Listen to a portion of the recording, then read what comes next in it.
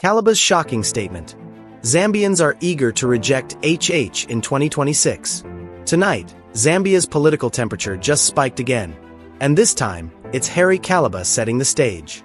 In a bold and unexpected statement, Kalaba declared that Zambians are eager to reject President Hakainde Hichilema in 2026. The words have spread like wildfire, igniting fierce debate across the country. Was this simply political rhetoric, or a reflection of the public mood ahead of the next elections? Stay tuned, because tonight, we unpack what Kalaba really meant, how the UPND is reacting, and what this statement could reveal about the shifting winds in Zambia's political landscape. Good evening and welcome to InspirAfrica Official, your trusted platform for deep, factual, and balanced political analysis. In this episode, we focus on Kalaba's explosive new remarks, words that may have reignited old rivalries and revealed new cracks in Zambia's political unity. As 2026 draws closer, political messages are becoming sharper, and alliances more uncertain. Is Kalaba's statement a warning shot at President HH's administration? Or is it the start of a broader opposition narrative taking shape across the country? Let's explore the context, reactions, and possible implications of Kalaba's powerful words, and what they could mean for Zambia's political future. In a shocking new statement, Kalaba has declared that Zambians are eager to reject President Hakainde Hichilema in 2026, sending shockwaves through the country's political scene. In this detailed documentary, InspirAfrica Official examines the deeper meaning behind Kalaba's words, how the UPND and the opposition have responded, and what this could signal about Zambia's road to 2026. We also explore public sentiment, leadership challenges, and whether Kalaba's message reflects growing frustration among voters, or a calculated political move. Watch the full story for an in-depth, neutral breakdown of the latest news. We turn our eyes to a statement that's sending political shockwaves across Zambia. It's been a tense, unpredictable week, the kind of week where whispers turn into headlines, and small sparks of discontent threaten to ignite something far bigger. The political air is thick, heavy with speculation, quiet ambition, and perhaps rebellion. And at the center of it all stands one man, Kalaba, a former diplomat, a man of eloquence and defiance, once hailed as a voice of conscience within Zambia's turbulent political scene. But this time, his words were not just thoughtful, they were explosive. In a moment that stunned both his critics and his supporters, Kalaba declared that Zambians are eager, even desperate, to reject President Hakainde Hichilema in 2026. Those words rippled across the nation, echoing through radio stations, WhatsApp groups, and late-night discussions in bars and buses alike. But what does Kalaba know that others don't? Is this a calculated prophecy, a warning from a man who can feel the pulse of the people? Or is it a desperate cry for political relevance from someone long overshadowed by Zambia's towering political figures? Could this statement mark the beginning of a grand opposition alliance, a secret pact quietly forming in the shadows? Or is it simply another flare of rhetoric in Zambia's endless storm of political theatrics? One thing is certain. Something has shifted. And tonight, we peel back the layers, expose the motives, and explore the real meaning behind Kalaba's shocking claim, and what it might reveal about Zambia's political future. The revelation came to light during a recent public event in Luapula province, Kalaba's home ground and long considered the heart of his political influence. What began as a community outreach meeting under the banner of his party, the Citizens' First Movement, soon evolved into one of the most talked-about moments in Zambia's pre-election season. It was a Sunday afternoon. The skies were clear, but the mood was electric, restless, expectant. Supporters filled the dusty grounds of Munsa's Civic Center, waving flags and chanting Kalaba's name. He took the stage dressed simply, yet with the poise of a man on a mission. And then, in a tone both defiant and deliberate, he said the words that would send shockwaves through the nation. Zambians are ready. They are ready to make a change in 2026. They are ready to reject this government that promised the moon and delivered dust. The crowd erupted, cheers echoing through the open air. Placards shot up reading, "Enough is enough," and 2026. We decide again. For context, Kalaba's political journey has been a story of loyalty, rupture, and reinvention. Once a loyal insider within the Patriotic Front and a trusted foreign affairs minister under Edgar Lungu, Kalaba's resignation in 2018 marked a turning point. He cited corruption, moral decay, and betrayal of public trust, walking away from power to carve a new identity as a reformist voice. Now, in 2025, as Zambia's economy struggles and public patience thins, Kalaba's statement feels less like mere political posturing and more like a warning shot.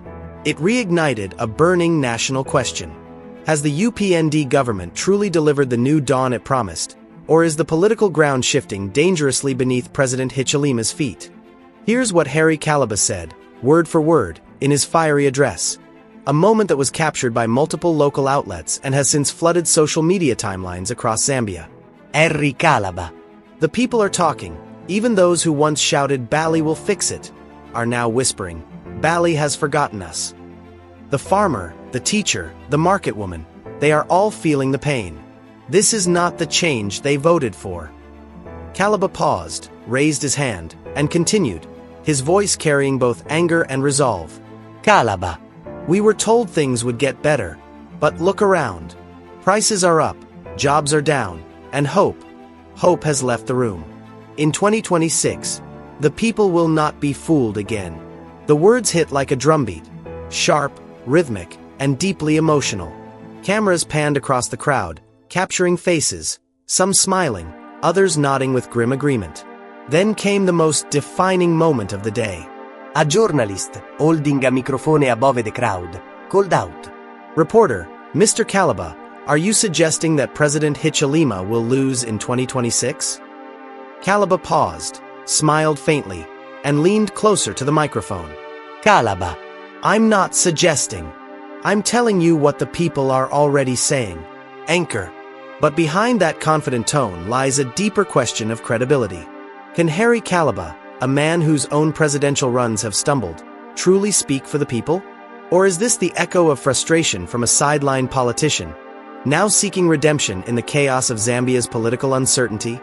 Kalaba's statement has ignited a firestorm of reactions across Zambia's political landscape, from the corridors of power in Lusaka to the markets and mining towns of the Copperbelt. The ruling United Party for National Development, UPND, wasted no time responding. Party spokesperson Cornelius Mwitwa dismissed Kalaba's remarks as nothing more than wishful thinking and political theater. Mr. Kalaba is entitled to his opinion, but the Zambian people know better. This government has stabilized the economy, re-engaged international partners, and restored Zambia's global credibility. The opposition is simply panicking because they see progress.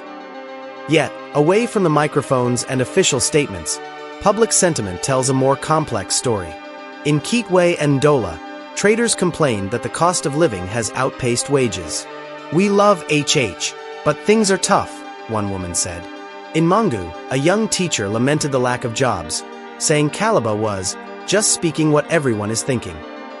But in Lusaka's business districts, others defended the president. "Rome wasn't built in a day," one entrepreneur said. "HH inherited chaos. You can't expect miracles overnight." Political analyst Dr. Chanda Chilishi summarized the moment best. Kalaba's words sting because they reflect real frustrations. But frustration doesn't always translate to political victory. HH still commands international trust, donor confidence, and institutional control. The honeymoon, though, it's clearly over. Analysts warn that Kalaba's statement might not be a one-off, but a signal. A prelude to opposition realignment involving figures like Fred Membe, Given Labinda, and other disenchanted leaders.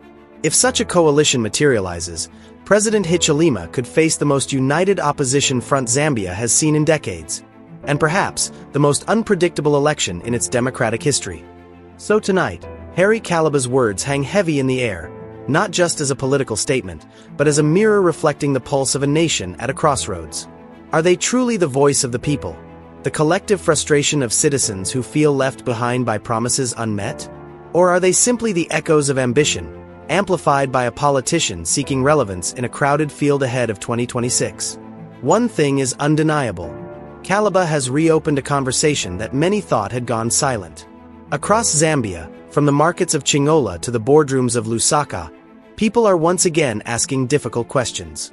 Has the New Dawn government delivered on its pledges of reform, transparency, and relief for the poor?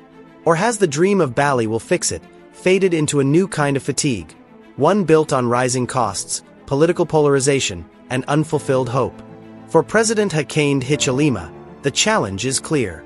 He must not only defend his record, but also rebuild the trust that once made him the face of change. And for opposition figures like Harry Kalaba, this is both an opportunity and a test, to prove whether their criticism carries substance, or whether it's just another soundbite in Zambia's long political symphony of promises. So as we head toward 2026, the nation watches, waiting for action, not words. Because in the end, it will not be the loudest voices that shape Zambia's future, but the quiet decision of millions standing alone at the ballot box. Thank you for watching InspirAfrica Official. I'm Nakash, and I'll be back tomorrow with another deep dive into Africa's shifting political landscape. Until then, stay informed, stay engaged, and stay curious.